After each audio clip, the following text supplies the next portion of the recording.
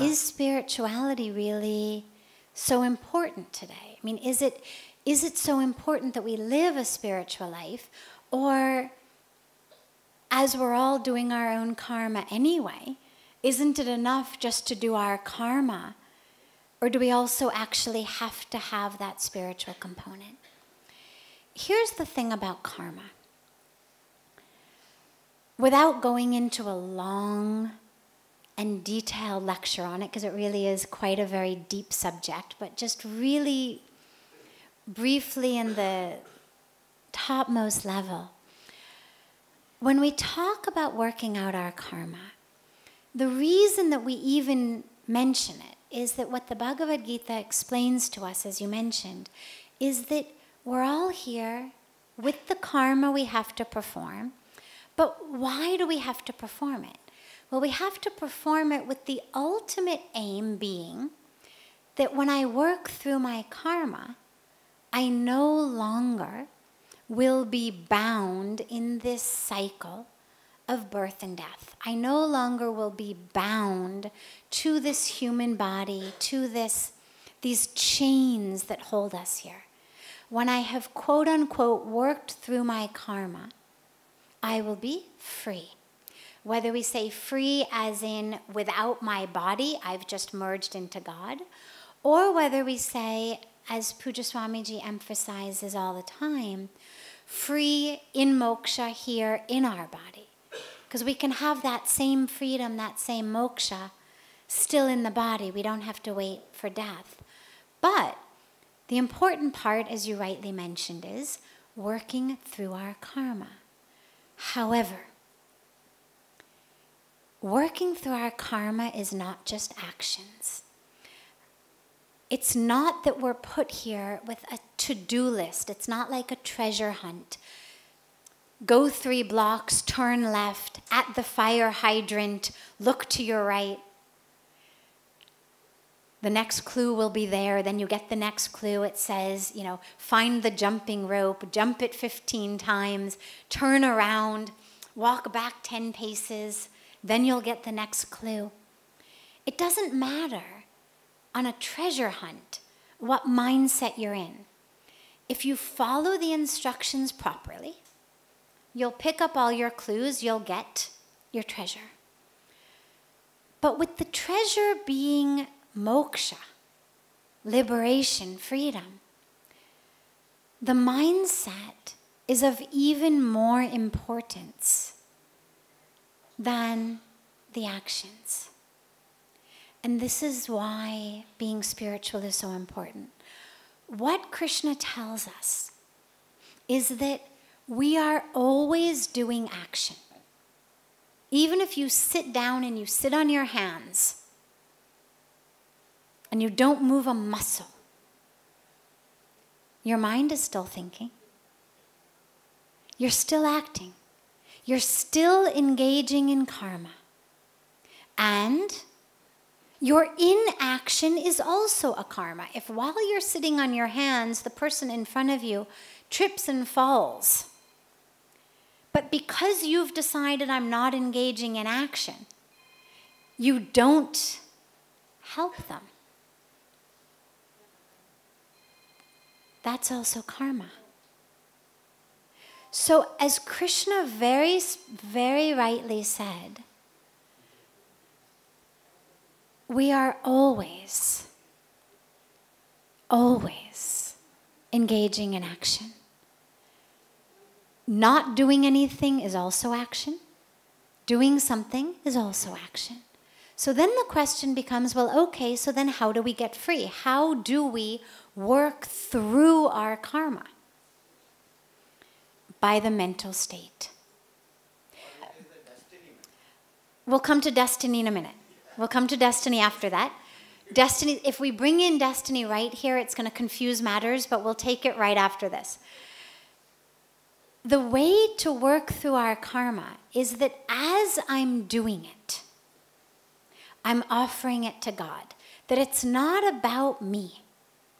It's not about I'm doing this for me, for my family. I'm doing it so I should get ahead. Not even that I'm doing it for my enlightenment. I'm doing it for my peace. I'm doing it for my joy. None of that. But rather, I have surrendered myself so fully to God that I have stopped trying to micromanage the world around me. I have stopped trying to control the world around me.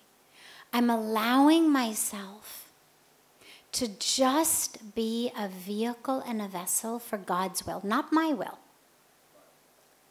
Not that I was sitting on my hands, the person fell, they bled. I say, well, it must be God's plan. Well, it wasn't God's plan. It was God's plan that you should stand up and help them. That's why God gave you hands. That's why God gave you eyes to see that they just fell in front of you. When I'm acting only as a vehicle and a vessel for God's will, and it's all totally surrendered. And that is the way. That is the way to actually be free of karma. What Krishna says is, whatever you do, if you surrender it to me, that's how you become free. And there's no way that I know of to fully surrender what we do to God without being spiritual. And I'll take care of you. Exactly. But if you're not, if we're not spiritual, then we're not going to be connected to God in the way to be surrendered and to allow God to take care of us. So this is why the spiritual path is so important, because it helps us know not what to do, but how to do it. And that's the key. It's not what we're doing. It's how we're doing it and who's doing it. And that's what frees us. And lastly, quickly, I'll talk for a moment about destiny, since you raised it. Destiny is something that has brought us to right here. So for example, all of us, it is our destiny that we are sitting right here. It is the sum total of everything we've done in the past. Past of this birth, past of previous births.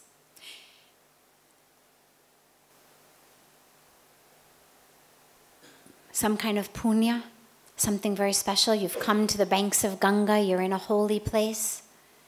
You've performed arti.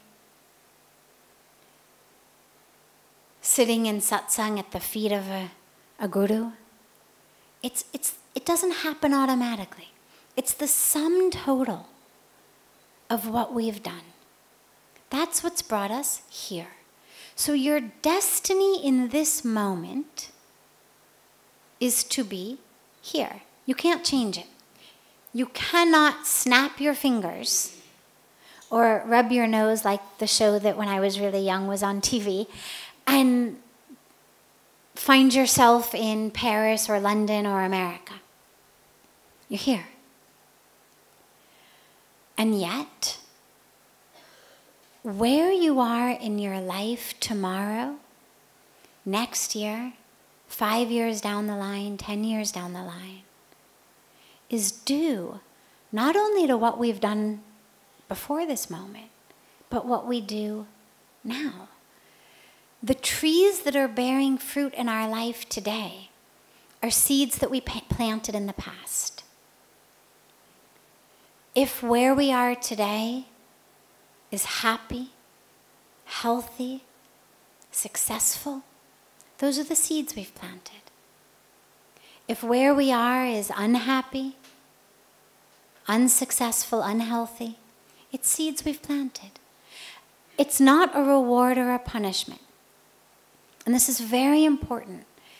God does not have any objective labels. God does not say health is good, sickness is bad, wealth is good, poverty is bad, being the CEO is good, being a male clerk is bad. It's us. It's us who say, I'd rather be healthy than unhealthy. I'd rather be a CEO than a male clerk.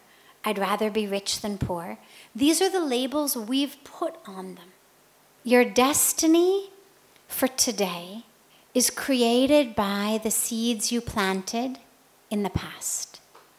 Your destiny for tomorrow and next year is the seeds you plant today. The role of Brahma, the creator, the role of God in general, we will start with all of that tomorrow. The only thing to just leave you with on that is God's role in our life is how we take where we are. It's not God who's playing with the world the way kids play with dolls and say, you're a fireman, you're a policeman, you're the criminal, you're the hero. The role of God in our life, the role of the spiritual connection in our life, is to change who we are on the inside and how we take, how we respond to, what we do with the fruits of the trees that have grown from the seeds we've planted.